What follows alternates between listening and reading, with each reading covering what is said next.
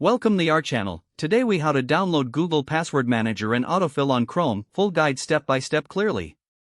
To download Google Password Manager and enable Autofill on Chrome, first, ensure you have the latest version of Google Chrome installed on your device.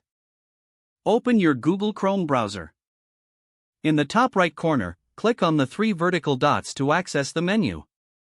From the drop-down, select Settings. In the Settings menu, scroll down to the Autofill section. Click on Passwords. This will open the password settings where you can manage saved passwords. Ensure the Offer to Save Passwords option is toggled on to enable password saving.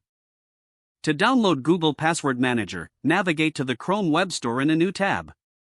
In the search bar, type Google Password Manager and hit Enter. Look for the extension in the search results and click on it. On the extension page, click the Add to Chrome button. A confirmation pop-up will appear. Click Add Extension to confirm the download. Once the download is complete, you will see the Google Password Manager icon in the top right corner of your Chrome browser. To use the autofill feature, visit a login page. Enter your username or email in the login field. Google Password Manager will prompt you to save the password. Click Save when prompted. The next time you visit the same site, the extension will automatically fill in your login credentials. To manage your saved passwords, return to the password settings in Chrome. There, you can view, edit, or delete saved passwords as needed. With these steps completed, your Google Password Manager should be fully set up for autofilling passwords in Chrome. Enjoy the convenience and security of having your passwords managed easily. If the page does not load, refresh the browser or try again in a private or incognito window. Make sure you are using the correct email address, then retype it carefully to avoid small typos.